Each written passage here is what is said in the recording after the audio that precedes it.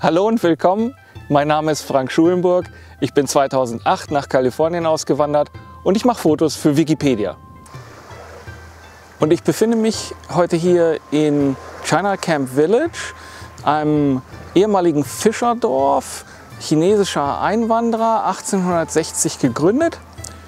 Und das liegt ungefähr 25 Autominuten von der Golden Gate entfernt.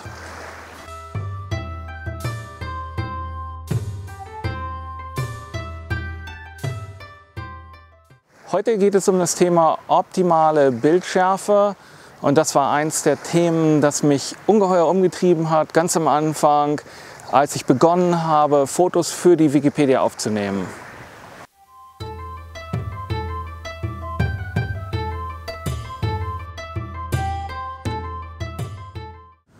Mit dem Rückgang der Nachfrage nach chinesischen Arbeitskräften zum Ende des kalifornischen Goldrausches siedelten sich Chinesen hier an der San Pablo Bay an und betrieben Garnelenfischerei.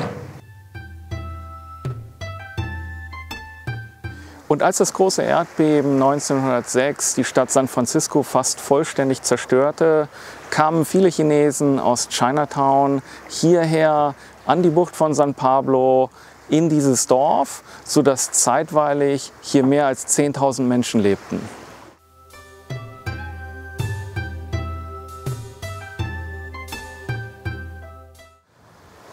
Heute gehört dieses Dorf zum China Camp State Park und in einem der Häuser ist ein Museum untergebracht. In diesem Video geht es um zwei Dinge. Zum einen, wie verhindere ich das Verwackeln? Und zum Zweiten, wie kann ich mit möglichst großer Präzision scharf stellen? Was das Verwackeln angeht, so ist die Lösung denkbar einfach. Ich verwende bei den meisten meiner Aufnahmen ein Stativ. Und mein Stativ ist ein Gitzo GT2830. Das ist relativ leicht, weil es aus Kohlefaser besteht. Hat 3 Segmente und mein Tipp wäre hier, lieber etwas mehr Geld ausgeben. Ich habe meins bei eBay gekauft vor 7 Jahren und ich glaube, die Investition hat sich wirklich gelohnt. Weiteres Zubehör ist hier der Stativkopf. Bei mir ist das ein Kugelkopf, ein Really Right Stuff BH40. Gibt auch deutlich günstigere Modelle, die ordentliche Ergebnisse erzielen. Generell ist wichtig, der Kopf muss leicht bedienbar oder verstellbar sein. Auf der anderen Seite darf der nicht zu schwer sein, insbesondere wenn man Reisefotos machen möchte. Um eine möglichst große Bildschärfe zu erreichen, fokussiere ich meistens manuell. Das ist in der Regel präziser und erzeugt meiner Erfahrung nach bessere Ergebnisse als bei der Benutzung des Autofokus. Der erste Schritt dabei ist das Ausschalten des Autofokus am Objektiv. Dann wechsle ich in den sogenannten Live-View-Modus meiner Kamera und über die Lupenfunktion kann ich in einen Bildausschnitt hineinzoomen, um dann die optimale Bildschärfe manuell am Objektiv einzustellen.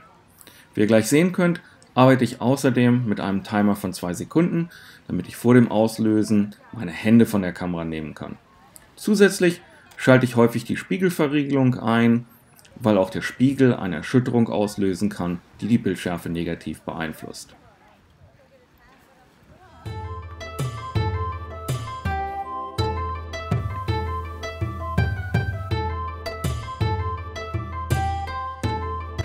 Ja, und das war's auch schon wieder.